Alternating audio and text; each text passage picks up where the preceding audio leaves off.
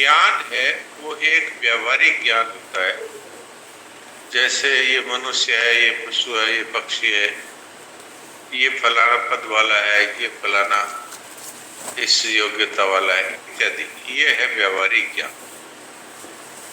और महाराज जी ने कहा था एक ज्ञान है जिसको विवेक कहते हैं, वो साधन ज्ञान कहा गया, जिसमें ये गलत है, ये सही है, ये असत है, ये सत है, ये परिवर्तनशील है, ये अपरिवर्तनशील है, ये विनाशी है, ये अविनाशी है। इस तरह का जो ज्ञान है जिसको विवेक कहते हैं, इसको महाराज जी ने साधन ज्ञान कहा। और जब तत्व की प्राप्ति है, यानी असत का सर्वथा अभाव अनुभव में आ जाता है, तो सत स्वतः ही प्रकट हो जाता है। इसको कहा साध्य ज्ञान। तो महाराज जी ने इसमें उदाहरण दिया, ये वृंदावन का प्रवचन है, अभी 2-3 दिन पहले का ये। इसमें महाराज जी ने कहा हम वृंदावन से मथुरा जाना चाहते हैं, तो रात का समय है, तो हम कार में बैठ गए। अब कार की लाइट हम तेज करते हैं, जितनी भी तेज करो वहां से मथुरा दिखाई नहीं देता। इस तरह से साधन ज्ञान है, इसकी हम सुन करके और इसकी जानकारी हमें हो गई, और फिर हम इस ज्ञान को बढ़ाते रहते हैं। इस महात्मा की सत्संग सुनी, उस महात्मा की सत्संग सुनी, यहाँ से बात पकड़ी, वहां से बात पकड़ी, तो इस साधन जन्य ज्ञान को बढ़ाने में लगे हुए हैं हम।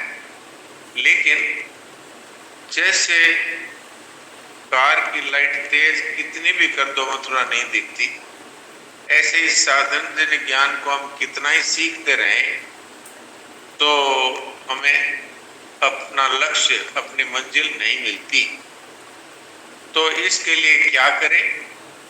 इसके लिए जितनी दूर दिखाई दे रहा है मोटर कार से, हमें दिखाई दे रहा है मान लीजिए 10 मीटर, तो 10 मीटर हम चलें। जैसे बद्री भाई जी ने कहा ना, इस विवेक का हम आदर करें। तो ये जो चलना है, अर्थात हमें पता लगा कि भाई ये जो कुछ भी मिला है ये परिवर्तनशील है और ये इसका नित्य वियोग हो रहा है। इस बात को हमने जान लिया और लोगों को भी बताने लग गए, और इसको तरह तरह से हमने लोगों को समझाया, लेकिन हम चले नहीं। तो हम समझाते रहे, सुनते रहे, सुनाते रहे, लेकिन वो गाड़ी वहीं खड़ी है, वो चली नहीं है। लाइट ही तेज करने की कोशिश कर रहे हैं हम, लेकिन जब तक हम जितना दिख रहा है उतना नहीं चलेंगे, तब तक फिर आगे का 10 मीटर, फिर आगे का 10 मीटर, ऐसे हम पहुंच जाएंगे मथुरा। अर्थात हम इस साधन ज्ञान का उपयोग करें अपने जीवन में, अर्थात उसके अनुसार हमारा जीवन हो जाए। अब हमने समझ लिया मिलने और बिछड़ने वाला है, तो इनसे जो ममता थी उनको हमने छोड़ दिया, क्योंकि भाई ये तो मिला है, ये बिछड़ ही जाएगा, मिला हुआ है बिछड़ ही जाता है। तो आने वाला, जाने वाला, मिलने वाला, बिछड़ने वाला, उत्पन्न होने वाला, नष्ट होने वाला, ये सब का सब है, ये हमारा नहीं हो सकता। क्यों? हम सदा रहने वाले, हम इसको जानने वाले हैं, ये जानने में आने वाला है। ये एक तरह से परदेसी है, ये जा ही रहा है, इससे अगर प्रीत लगाएंगे तो रोना ही शेष रहेगा, ये तो चला जाएगा। ये चलना हुआ। अब चलना क्या हुआ कि मान लीजिए धन चला गया और हमारे पे असर नहीं हुआ, अर्थात हमने इस बात को स्वीकार कर लिया जीवन में कि ये मिलने वाला, बिछड़ने वाला है और हम सदा रहने वाले हैं, इसलिए हमारा इससे कोई संबंध नहीं। इस तरह से हम इस साधन ज्ञान को जब हम आदर देंगे, अर्थात इस मार्ग पर चलेंगे, जितना दिख रहा है उतना चल दिया, तब ये होगा। और हम जानते हैं कि जो कुछ भी हम चाहते हैं वो हमें मिलता नहीं, अर्थात कामना को हमें छोड़ना है।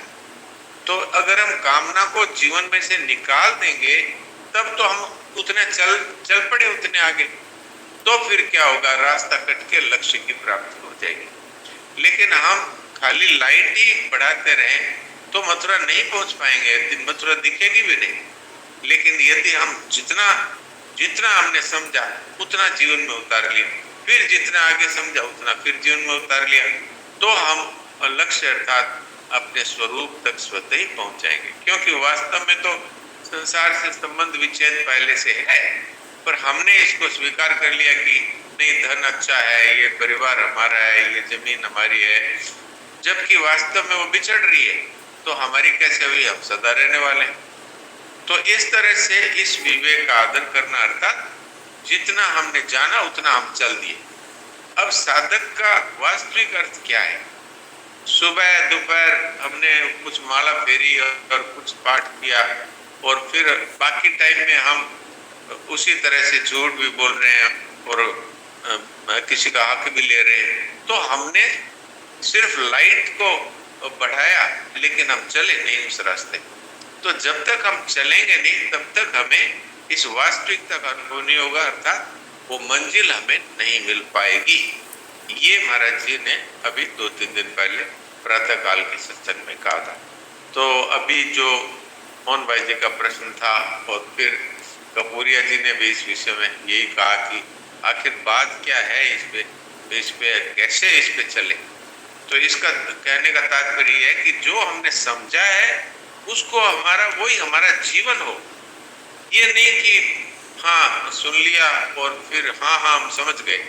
बुद्धि का ज्ञान है वो लोगों को समझाने का काम आ सकता है, लेकिन जो जीवन में जो परिवर्तन आता है वो आता है उतना चल दो, जितना समझे उतना जीवन में उतार लिया, फिर और समझे फिर जीवन में उतार लिया, तो पहुंच जाएंगे।